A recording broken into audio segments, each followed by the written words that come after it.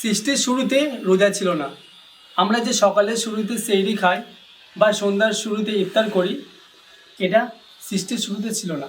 রোজা আমাদের জীবনে কেমন করে এলো, বা রোজা আমাদের জীবনে কেমন করে ফরজ হলো, রোজা আমাদের জীবনে সন্ধ্যা এলো না সকালে এলো, সেইটা ভিডিওর মাধ্যমে আমি আপনাদেরকে দেখাবো।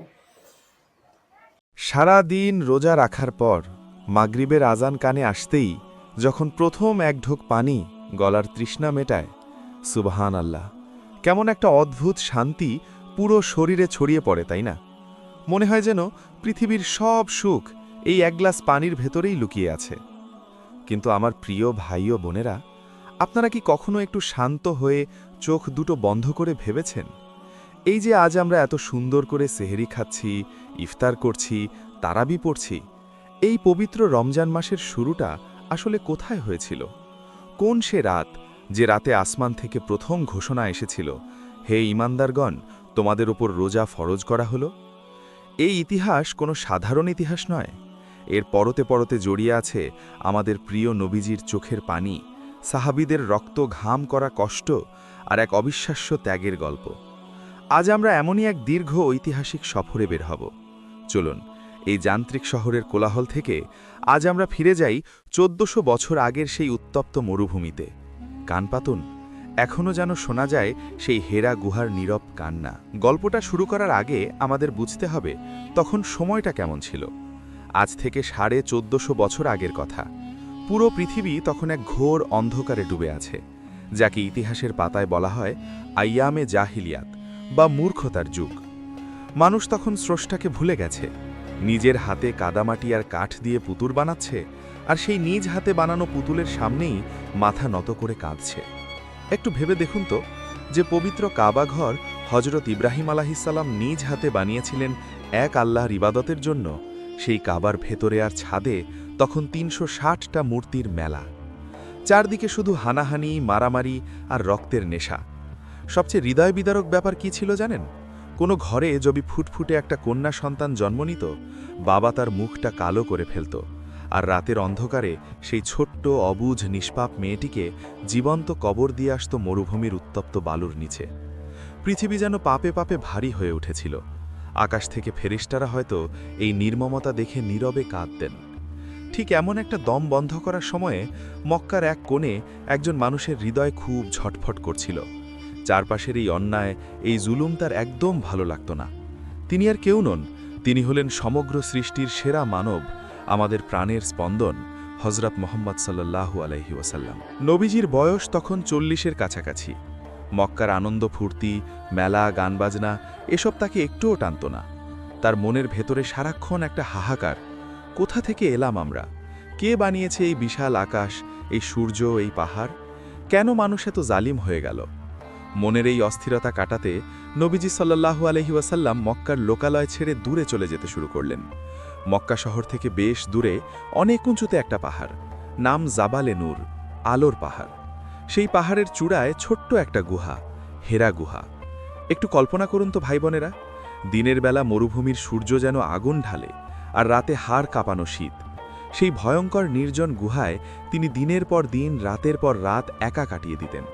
সাথে নিতেন সামান্য একটু ছাতু আর পানি। বাইরের পৃথিবী থেকে নিজেকে একদম গুটিয়ে ফেলেছিলেন। সুবহান আল্লাহ, একবার খেয়াল করে দেখুন তো, এই যে দিনের পর দিন খাবার থেকে দূরে থাকা, পানীয় থেকে দূরে থাকা, আর একা একা স্রষ্টার ধ্যানে মগ্ন হওয়া, এটাই কিন্তু ছিল সিয়াম সাধনা বা রোজার প্রথম নীরব প্রস্তুতি। আল্লাহ রাব্বুল আলামিন তার প্রিয় হাবিবকে এভাবেই তিলে তিলে প্রস্তুত করছিলেন ভবিষ্যতের এক বিশাল দায়িত্বের জন্য। এভাবেই কেটে গেল বেশ কয়েক বছর। সময়টা পবিত্র রমজান মাস। হ্যাঁ, রমজান মাস। তখনও কিন্তু মুসলমানদের ওপর রোজা ফরজ হয়নি, কিন্তু সৃষ্টির শুরু থেকেই এই মাসটা ছিল বড় পবিত্র, বড় বরকতময়। রমজানের শেষ দশকের কোনো এক বিজোড় রাত। চারদিক একদম পিন পতন নীরব, শুধু পাহাড়ের গায়ে বাতাসের শোঁ শোঁ শব্দ। নবীজি গভীর ধ্যানে মগ্ন। হঠাৎ পুরো গুহাটা এক অপার্থিব অদ্ভুত আলয়ে ঝলমল করে উঠল। কোনো সাধারণ মানুষ নয়, স্বয়ং আল্লাহর নির্দেশে আসমান চিরে নেমে এলেন ওহী বা আসমানি বাণী বহনকারী প্রধান ফেরেশতা হজরত জিব্রাইল আলাইহিস সালাম। তিনি এসে এই নবীজিকে খুব শক্ত করে জড়িয়ে ধরলেন। সে এক অভাবনীয় দৃশ্য, আসমানের ফেরেশতার সাথে জমিনের শ্রেষ্ঠ মানুষের মিলন। জিব্রাইল আলাইহিসসালাম খুব ভারী আর গম্ভীর কণ্ঠে বললেন, ইকরা, পড়ুন। নবীজি ভয়ে আর বিস্ময়ে কাঁপছেন। তিনি তো কোনোদিন স্কুলে যাননি, অক্ষরজ্ঞান তার ছিল না। তিনি কাঁপা কাঁপা কণ্ঠে বললেন, আমি তো পড়তে জানি না। জিব্রাইল আলাইহিসসালাম আবারও তাকে সজোরে বুকে চেপে ধরলেন, এমনভাবে ধরলেন যেন তার বুকের সব ঐশী জ্ঞান নবীজির পবিত্র সিনায় স্থানান্তরিত হয়ে যাচ্ছে। আবারও বললেন, ইকরা। নবীজি আবারও একই উত্তর দিলেন। তৃতীয়বার জিব্রাইল আলাইহিসসালাম তাকে জড়িয়ে ধরে ছেড়ে দিলেন। এরপর পাঠ করলেন পবিত্র কোরআনের সেই প্রথম 5টি আয়াত। ইকরা বিসমি রব্বিকাল্লাযী খালাক। পড়ুন আপনার রবের নামে, যিনি সৃষ্টি করেছেন। সৃষ্টি করেছেন মানুষকে জমাট রক্ত থেকে। আল্লাহু আকবার। এই সেই রাত, লাইলাতুল কদর, আর এই সেই পবিত্র মাস রমজান, যে মাসে নাজিল হলো আমাদের পবিত্র কোরআন, আর অন্ধকার পৃথিবীর বুকে চিরকালের জন্য জ্বলে উঠল হেদায়েতের আলো। প্রথমবার আসমানি বাণী পাওয়ার এই যে ওজন, এই যে বিশাল ধাক্কা, এটা কি কোনো সাধারণ মানুষের পক্ষে সামলানো সম্ভব?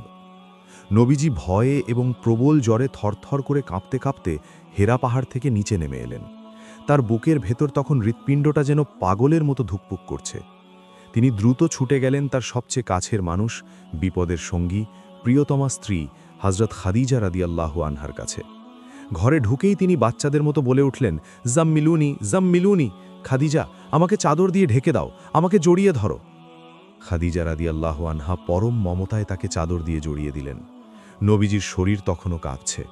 তিনি হেরা গুহার সব ঘটনা তার স্ত্রীকে খুলে বললেন, খাদিজা, আমার খুব ভয় হচ্ছে, আমার জীবনের কি হবে? তখন আমাদের মা হযরত খাদিজা রাদিয়াল্লাহু আনহা যে মায়াবী আর সাহসের কথাগুলো বলেছিলেন, তা শুনলে আজও চোখে পানি চলে আসে। তিনি খুব শান্ত ও দৃঢ় কণ্ঠে বলেছিলেন, কখনোই না, আল্লাহর কসম, আল্লাহ আপনাকে কখনো অপমান করবেন না। আপনি তো মানুষের বিপদে পাশে দাঁড়ান, ইয়েতিমদের সাহায্য করেন, আত্মীয়দের খোঁজ নেন, আল্লাহ আপনার সাথেই আছেন। এভাবেই শুরু হলো এক নতুন অধ্যায়। পৃথিবীতে নেমে এলো ঐশী আলো। কিন্তু তখনও মুসলমানদের ওপর রোজা রাখা ফরজ হয়নি। কোরআন নাজিলের পর থেকেই নবীজির জীবনে নেমে এলো চরম পরীক্ষা। মক্কার যে মানুষেরা একসময় তাকে আল আমিন বা সবচেয়ে বিশ্বাসী বলে ডাকত, শুধু লা ইলাহা ইল্লাল্লাহ বলার কারণে তারাই হয়ে গেল তার সবচেয়ে বড় শত্রু। পরপর 13টি বছর মক্কায় নবীজি এবং তার সঙ্গীরা যে পরিমাণ কষ্ট আর নির্যাতনের শিকার হয়েছেন, তা কল্পনা করলেও আমাদের গা শিউড়ে ওঠে। জ্বলন্ত কয়লার ওপর শুয়ে রাখা, পাথর চাপা দেওয়া, সামাজিকভাবে বয়কট করা, কি করেনি তারা? এই 13 বছরে মুসলমানদের কিন্তু 1 মাস রোজা রাখার কোনো নির্দেশ দেওয়া হয়নি। তারা শুধু নিজেদের মন থেকে কিছু নফল রোজা রাখতেন। কারণ আমার আল্লাহ বড় মেহেরবান। তিনি চাচ্ছিলেন তার বান্দারা আগে ঈমানে মজবুত হোক। রোজা ফরজ করার মতো একটা বড় নির্দেশ দেওয়ার জন্য দরকার ছিল একটা স্বাধীন জায়গা, একটা শান্ত পরিবেশ। মক্কার এই জালিমদের শহরে সেটা সম্ভব ছিল না। আর তাই মক্কার এই অমানবিক অত্যাচার পেছনে ফেলে রাতের অন্ধকারে চোখের পানি ফেলতে ফেলতে মুসলমানদের এবার পাড়ি জমাতে হবে এক নতুন ঠিকানায়। এমন এক শহর যার মানুষগুলো 2 হাত বাড়িয়ে তাদের বুকে টেনে নেওয়ার জন্য অপেক্ষা করছিল। সেই পবিত্র শহরের নাম মদিনা মুনওয়ারা। নিজের জন্মভূমি ছেড়ে চলে যাওয়ার কষ্ট যে কতটা তীব্র, তা কি আপনি কখনো অনুভব করেছেন? যে মাটিতে আপনার জন্ম, যেখানকার ধুলোবালিতে আপনার শৈশব কেটেছে, সেই চেনা পথঘাটগুলো যখন চিরদিনের মতো পেছনে ফেলে যেতে হয়, বুকের ভেতরটা যেন কেমন দুমড়ে মুচড়ে ওঠে। ঠিক এমন এক পাহাড় সম কষ্ট বুকে নিয়ে রাতের অন্ধকারে মক্কা ছাড়ছিলেন আমাদের প্রিয় নবী সাল্লাল্লাহু আলাইহি ওয়াসাল্লাম এবং তার সাথীরা। মক্কার কাফেরদের অত্যাচার তখন এমন পর্যায়ে পৌঁছেছে যে সেখানে টিকে থাকার আর কোনো উপায় ছিল না। তাই আল্লাহর নির্দেশে শুরু হলো সেই ঐতিহাসিক যাত্রা, হিজরত। মক্কার সীমানা পার হওয়ার সময় নবীজি একবার পেছন ফিরে তাকালেন। পবিত্র কাবার দিকে তাকিয়ে তার 2 চোখ বেয়ে অঝরে পানি পড়ছিল। তিনি দুকরে কেঁদে উঠে বলেছিলেন, হে মক্কা, তুমি আমার কাছে পৃথিবীর সবচেয়ে প্রিয় জায়গা। তোমার মানুষেরা যদি আমাকে তাড়িয়ে না দিত, আমি কসমিন কালেও তোমাকে ছেড়ে যেতাম না। আমার প্রিয় ভাই ও বোনেরা, একটু ভেবে দেখুন তো, এই অশ্রু ভেজা বিদায়ের মধ্য দিয়েই মূলত রোপিত হচ্ছিল এক নতুন ভোরের বীজ। এমন এক ভোর যেখানে মুসলমানরা স্বাধীনভাবে তাদের রবের ইবাদত করতে পারবে, যেখানে তাদের ওপর নাজিল হবে সেই সিয়াম সাধনা বা 1 মাস রোজার সেই ঐতিহাসিক বিধান। মরুভূমির সেই দীর্ঘ ভয়ঙ্কর পথ পাড়ি দিয়ে নবীজি যখন মদিনার কাছাকাছি পৌঁছালেন তখন চারপাশের বাতাস যেন হঠাৎ করেই বদলে গেল। মক্কার সেই গুমোট দমবন্ধ করা পরিবেশ আর নেই। মদিনার বাতাস অনেক স্নিগ্ধ, অনেক শীতল। মদিনার মানুষ, যাদেরকে আমরা ভালোবেসে আনসার বা সাহায্যকারী বলি, তারা নবীজিকে বরণ করে নেয়ার জন্য অধীর আগ্রহে রাস্তায় দাঁড়িয়েছিলেন। ছোট ছোট ছেলেমেয়েরা খেজুর গাছের পাতায় তাল মিলিয়ে আনন্দে গেয়ে উঠেছিল সেই বিখ্যাত স্বাগতম সঙ্গীত, তালা আল বদরু আলাইনা, অর্থাৎ আমাদের মাঝে আজ পূর্ণিমার চাঁদ উদিত হয়েছে। সুবহানাল্লাহ! ভাবুন তো দৃশ্যটা। যে মানুষগুলোকে মক্কায় দিনের পর দিন মারা হয়েছে, রক্ত ঝরানো হয়েছে, মদিনার মানুষগুলো তাদেরকেই পরম মমতায় বুকে টেনে নিল। আনসার সাহাবীরা মুত্তাকিদের মতো বললেন, হে আমাদের মক্কার ভাইয়েরা, আমাদের যা কিছু আছে, বাগান, বাড়ি, সম্পদ, তার অর্ধেক আজ থেকে তোমাদের। এই যে ভালোবাসা, এই যে নিশ্চিন্ত একটা আশ্রয়, এটাই ছিল রোজার মতো একটি কঠিন ইবাদত ফরজ হওয়ার সবচেয়ে বড় পূর্বশর্ত। কারণ পেটে তীব্র ক্ষুধা আর মনে সারাক্ষণ মৃত্যুর ভয় নিয়ে তো আর প্রশান্তির ইবাদত হয় না। আমার আল্লাহ বড়ই কৌশলী। তিনি তার বান্দাদের জন্য আগে একটি শান্তির নীড় তৈরি করে দিলেন। মদিনায় আসার পর শুরু হলো এক নতুন জীবন। নিজেদের হাতে তৈরি হলো ছোট্ট ছিমছাম মসজিদে নাবাবী। কিন্তু আপনাদের হয়তো মনে হতে পারে, মদিনায় আসার সাথে সাথেই বোধহয় মুসলমানদের ওপর রমজানের রোজা ফরজ হয়ে গিয়েছিল। না, তখনও রমজান মাস এলে মানুষ স্বাভাবিক নিয়মেই খাওয়া দাওয়া করত। তবে রোজা রাখার একটা চল কিন্তু আগে থেকেই ছিল। নবীজি যখন মদিনায় এলেন, তিনি দেখলেন মদিনার ইহুদিরা মহররম মাসের 10 তারিখে একটা বিশেষ রোজা রাখছে। তিনি তাদের জিজ্ঞেস করলেন, তোমরা আজ রোজা রাখছ কেন? ইহুদিরা উত্তর দিল, এই দিনে আল্লাহ তাআলা নবী মুসা আলাইহিস সালাম এবং তার অনুসারীদের ফেরাউনের হাত থেকে বাঁচিয়েছিলেন। তাই মুসা আলাইহিস সালাম আল্লাহর শুকরিয়া আদায় করতে এই দিন রোজা রাখতেন। তখন আমাদের দয়াল নবীজি বললেন, মুসা আলাইহিস সালামের ওপর তো তোমাদের চেয়ে আমাদের অধিকার বেশি। এই বলে তিনি মুসলমানদের আশুরার দিন রোজা রাখার নির্দেশ দিলেন। এছাড়াও নবীজি প্রতি আরবি মাসের 13, 14 এবং 15 তারিখ, যাকে আইয়ামে বীজ বলা হয়, এই 3 দিন রোজা রাখতেন। অর্থাৎ মুসলমানদের শরীর ও মনকে ধীরে ধীরে অভ্যস্ত করা হচ্ছিল, যেন হঠাৎ করে 1 মাসের রোজার নির্দেশ এলে তাদের কষ্ট না হয়। আল্লাহ তার বান্দাদের ওপর একবারে কোনো বোঝা চাপিয়ে দেন না, তিনি অত্যন্ত দয়ালু। এভাবেই কেটে গেল মদিনার প্রথম বছর। দেখতে দেখতে চলে এলো দ্বিতীয় হিজরি সাল। এই দ্বিতীয় হিজরি সালটা ইসলামের ইতিহাসে এক বিশাল পরিবর্তনের বছর। এই বছরেই মুসলমানদের কেবলা পরিবর্তন করে জেরুজালেমের বাইতুল মুকাদ্দাস থেকে মক্কার পবিত্র কাবার দিকে ঘুরিয়ে দেওয়া হয়। এই কেবলা পরিবর্তনের মধ্য দিয়ে মুসলমানরা যেন নিজস্ব একটা পূর্ণাঙ্গ পরিচয় পাচ্ছিল।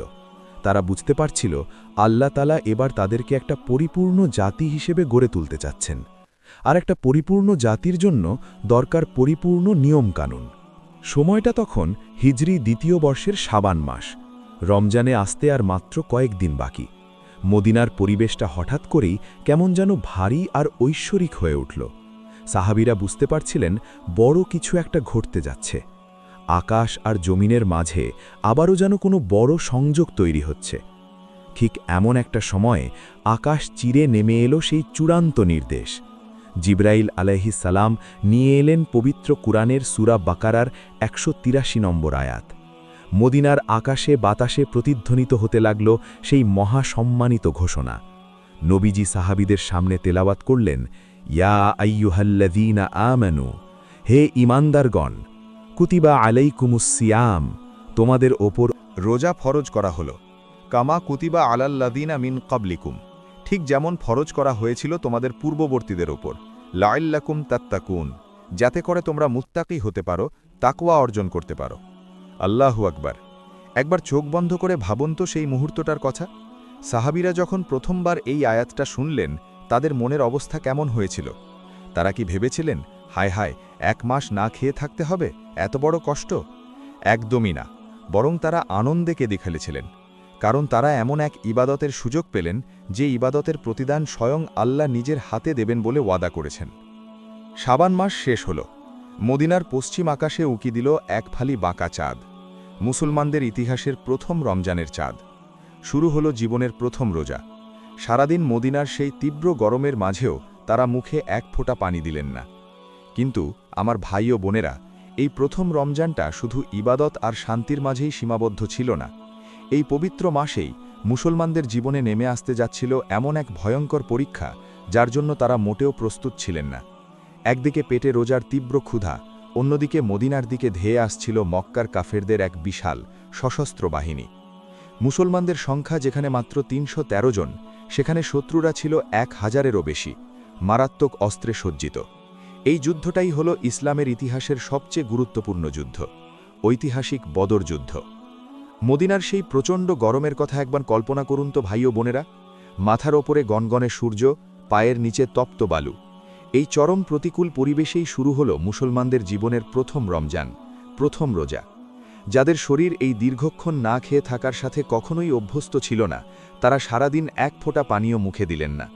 গলা শুকিয়ে কাঠ হয়ে আসছিল, পেটের ভেতর ক্ষুধার আগুন জ্বলছিল, কিন্তু তাদের অন্তরে ছিল এক অদ্ভুত শীতল প্রশান্তি। কারণ তারা জানতেন, এই ক্ষুধা, এই তৃষ্ণা স্বয়ং রবের জন্য। আমার আল্লাহ তাদের দেখছেন।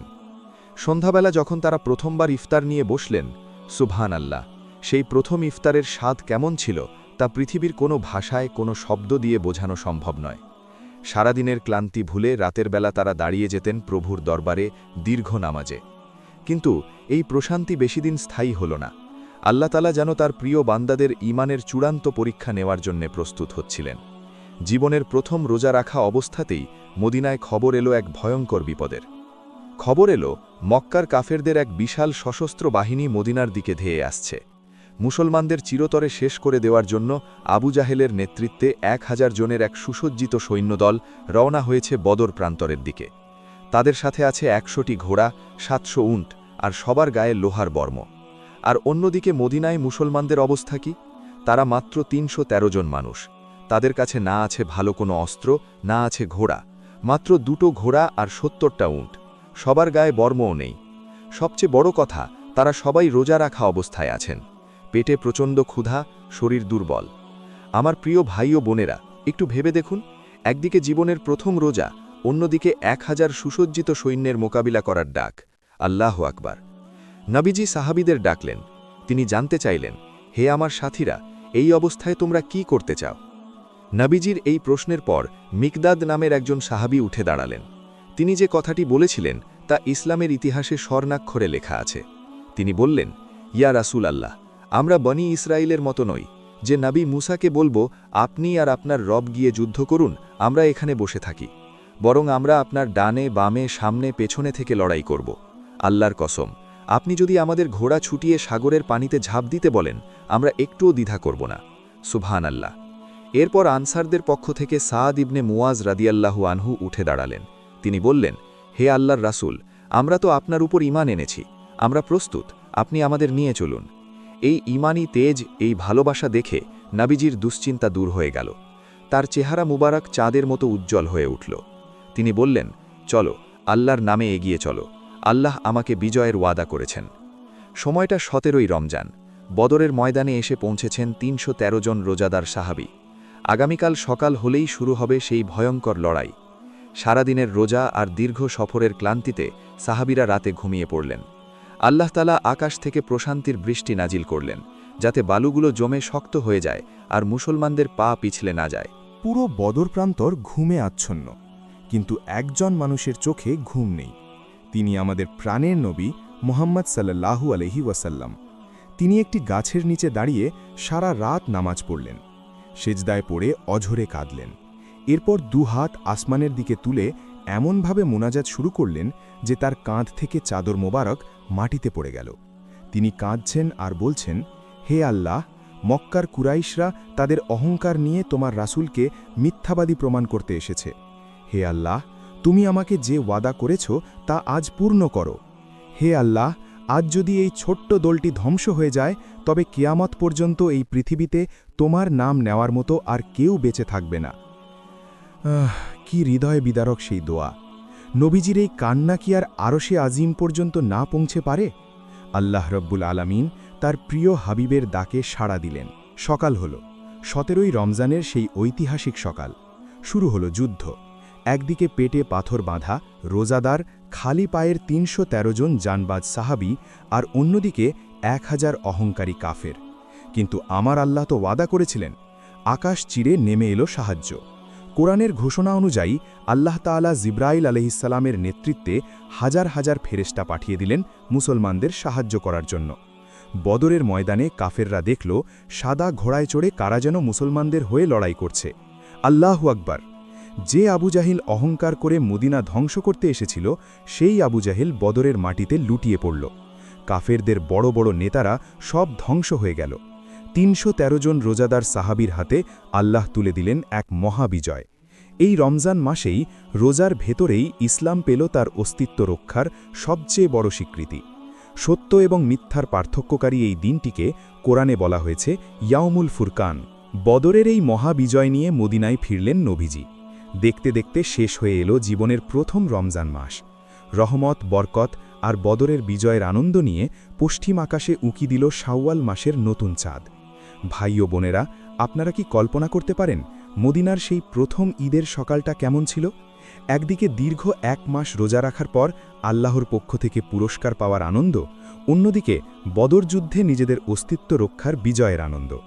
ঈদের দিন সকালে নবীজি মুসলমানদের নির্দেশ দিলেন সাদকাতুল ফিতর বা ফিতরা আদায় করার জন্য, যেন মদিনার কোনো গরিব মানুষ, কোনো এতিম শিশু এই আনন্দের দিনে ক্ষুধার্ত না থাকে। ধনী গরিব সবাই যেন একসাথে ঈদের আনন্দ ভাগ করে নিতে পারে। সাহাবীরা গোসল করলেন, চোখে সুরমা লাগালেন, নিজেদের সবচেয়ে ভালো পোশাকটি পরলেন।